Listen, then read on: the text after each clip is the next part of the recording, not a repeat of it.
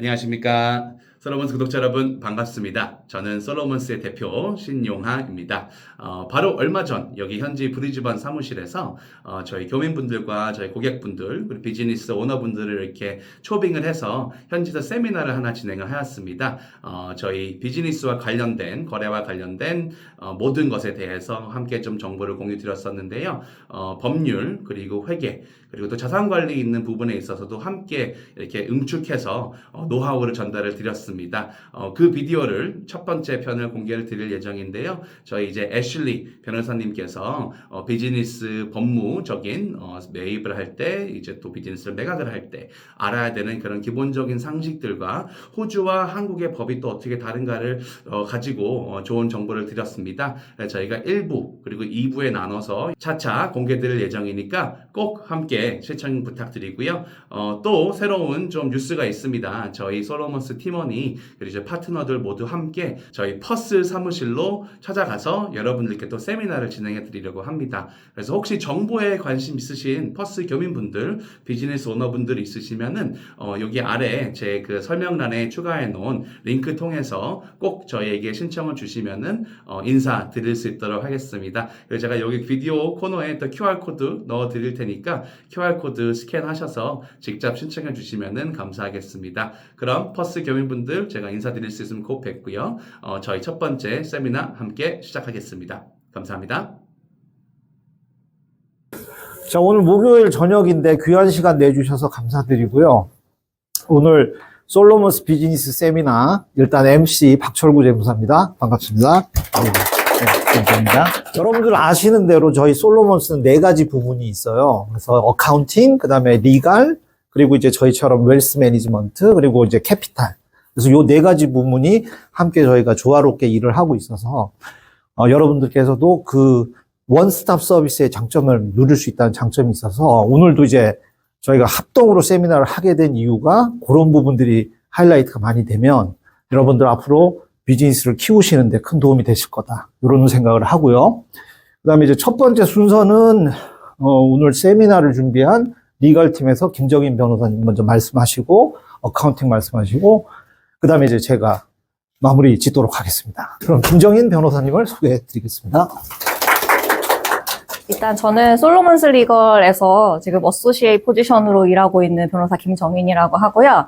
저는 원래 한국에서 변호사를 하다가 여기 호주로 와가지고 다시 변호사 자격증을 따고 여기서 현재 지금 커머셜 관련한 부분에서 변호사로 활동을 하고 있습니다. 저희 솔로몬스 리걸은 이제 독립된 법무법인이어서 법률 관련된 서비스를 제공하고 있기는 한데요. 지금 방금 이제 재무사님이 말씀해 주신 것처럼 저희가 이제 원스톱 서비스로 이제 회계팀이랑 재무 관련한 자산운용팀 같이 운영을 하고 있어가지고 저희 이제 리걸 팀에서는 법적 부분을 다루는 그런 일을 하고 있습니다. 는 저희 이제 프랙티스 에리아랑 다른 부분을 제가 설명을 해드리도록 하겠습니다.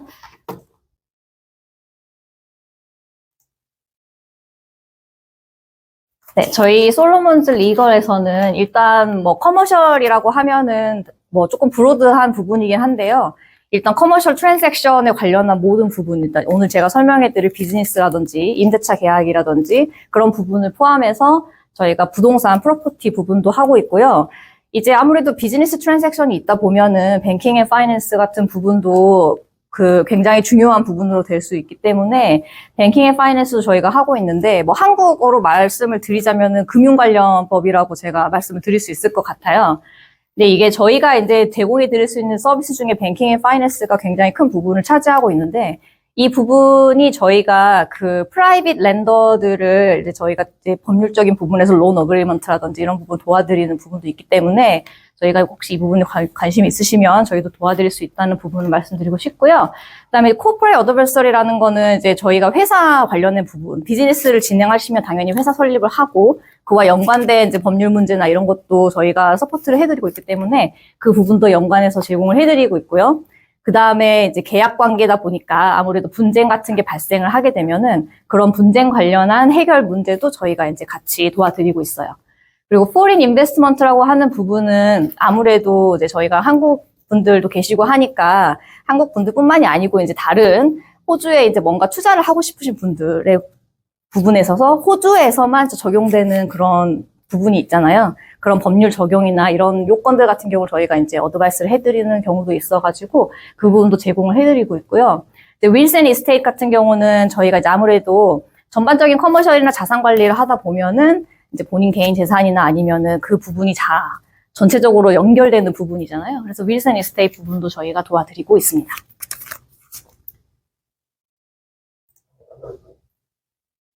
네, 제가 오늘 이제 비즈니스 관련해가지고 저희 또 오셨기 때문에 저희가 일단 제공을 해드릴 주요 주제들을 조금 이제 간략하게 정리를 해드리면 먼저 이제 비즈니스 트랜잭션 관련해가지고 어떻게 이제 살 때, 팔 때 어떤 게 중요한 것인지, 그 다음에 계약서 관련해가지고 협상 절차, 기본적으로 계약 진행이 어떻게 되는지, 그 다음에 이제 듀 딜리전스라고 하는 게 좀 생소하실 수도 있는데요.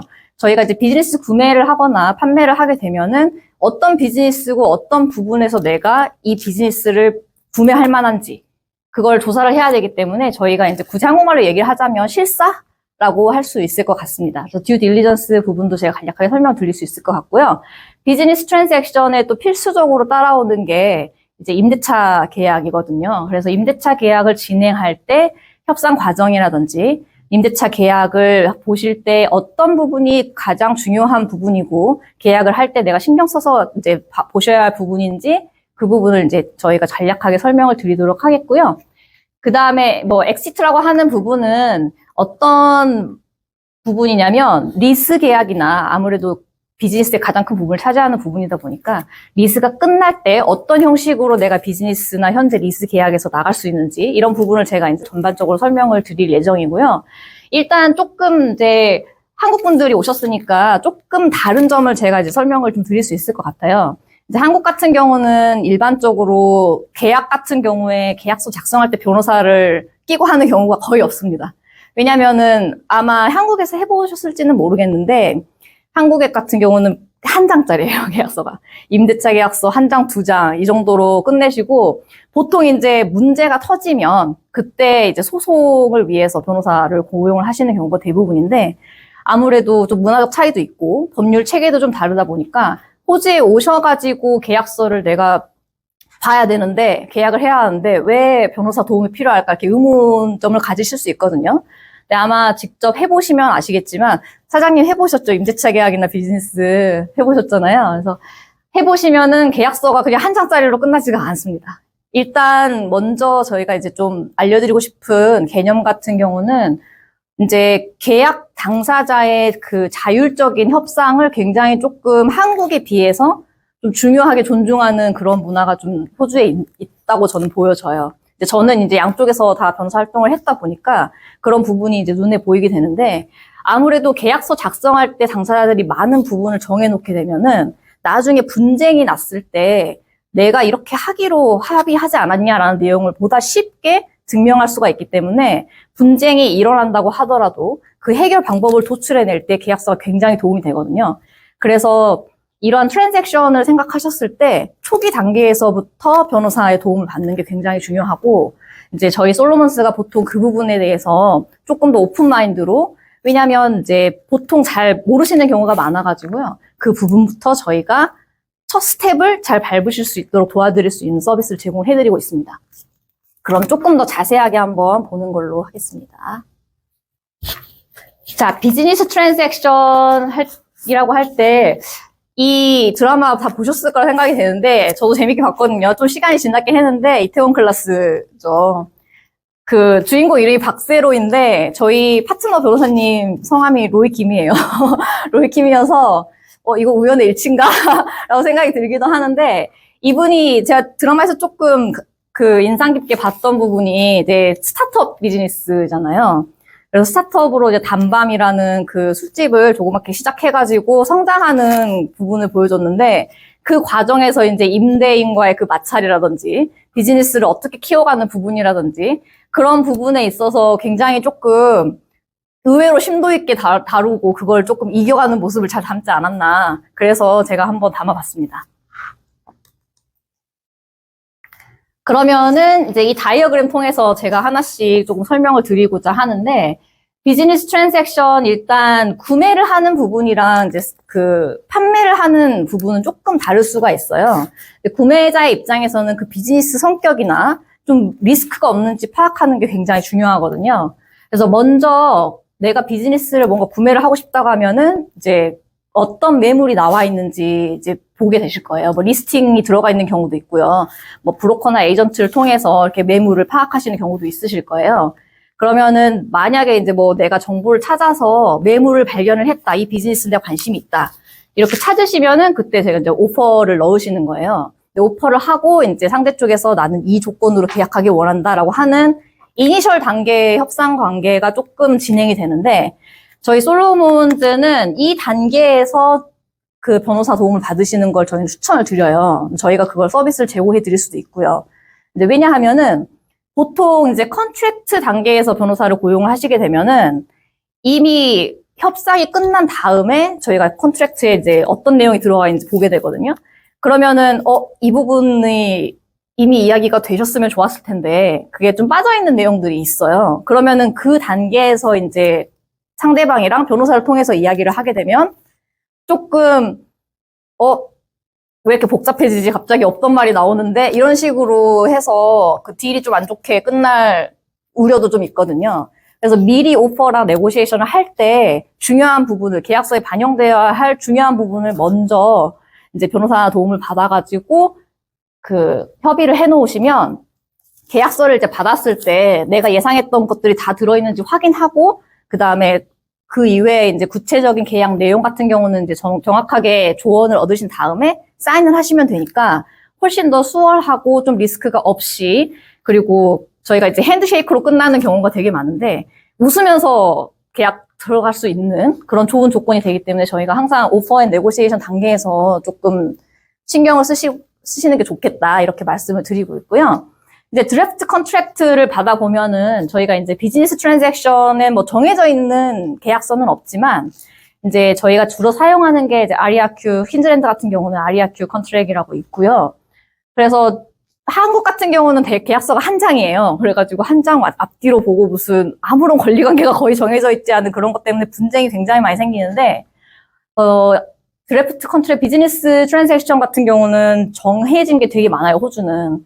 그래서 예를 들면은 뭐 아이템이 어떤 게 포함이 되는 건지, 그다음에 리스는 뭐 어느 조건으로 지금 계약이 되어 있는 건지 그런 부분이 중요하게 다 적혀 있거든요. 뭐 남아있는 스톡은 어떻게 할 건지, 뭐 임플로이먼트 내가 여기 지금 현재 비즈니스를 사는 거니까 거기에 고용되어 있는 사람이 어떻게 권리관계가 이전이 되는지 이런 것들이 내용이 다 있기 때문에 그런 거를 조금 하나하나씩 좀 자세하게 보시는 거를 저는 추천드리고요. 이제 그 과정이 끝나면 이제 컨트랙트에 들어가게 되고요.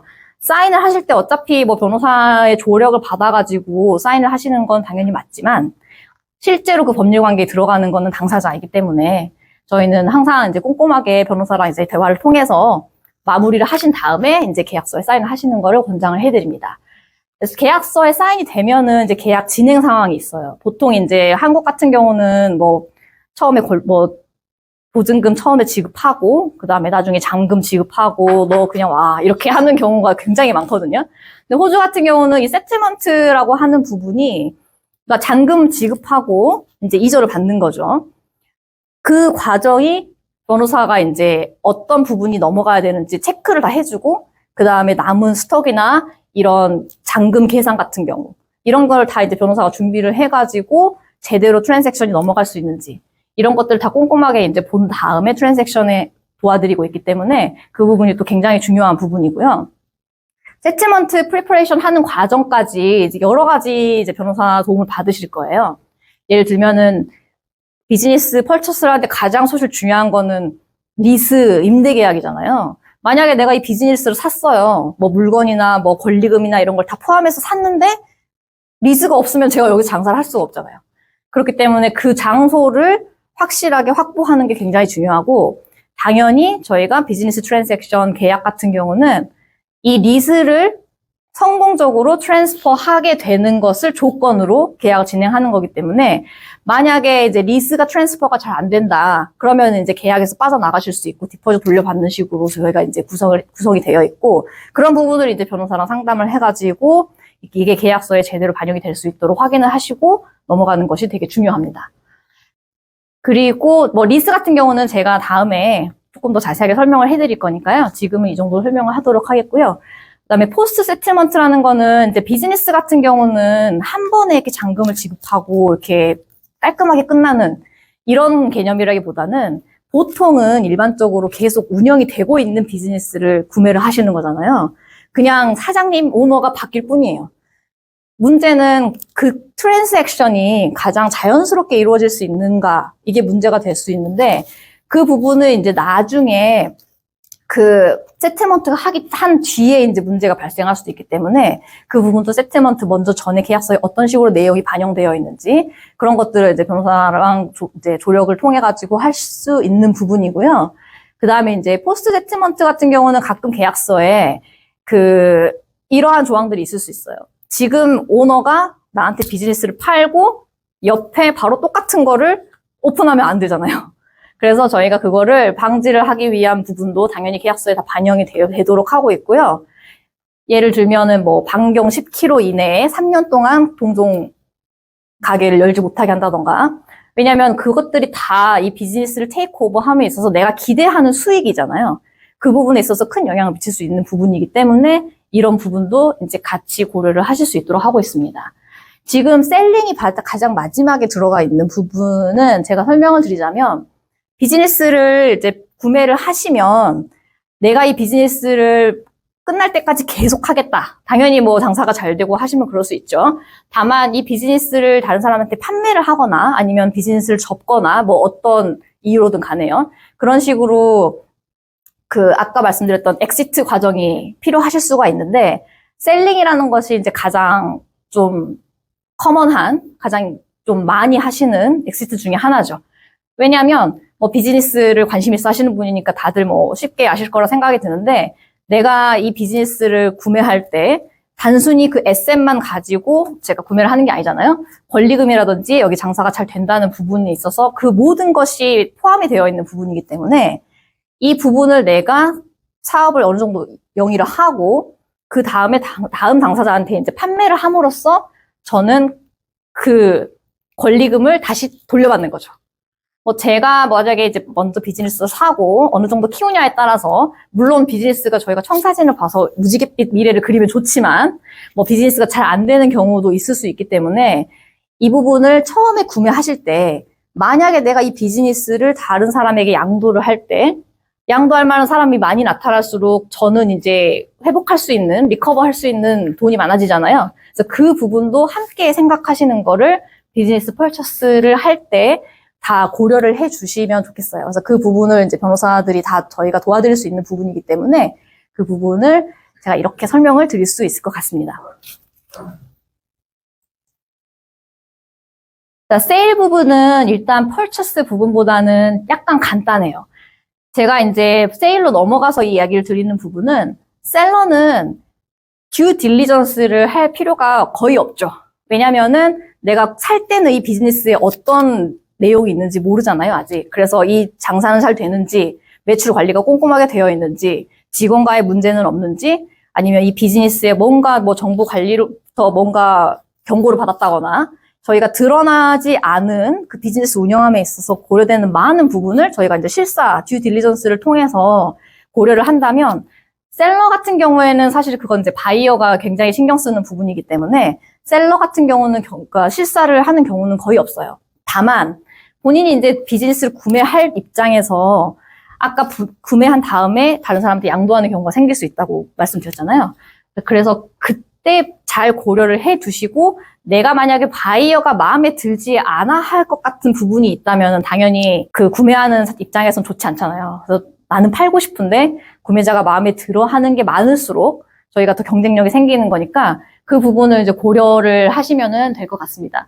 똑같이 이제 뭐 에이전트나 뭐 광고를 통해서 리스팅을 하는 경우도 있고요. 뭐 개인 간에 이렇게 이루어지는 경우도 있어요. 그래서 뭐 내가 조금 평소에 다니던 카페가 마음에 들었는데 그 카페에 조금 관심이 있어가지고 이렇게 컨택을 하거나 이런 경우도 뭐 얼마든지 있을 수 있는데 보통 이제 비즈니스를 고려하시는 분들은 이제 에이전트를 통해서 보통 하시는 게 편하셔가지고 그렇게 많이들 하시더라고요.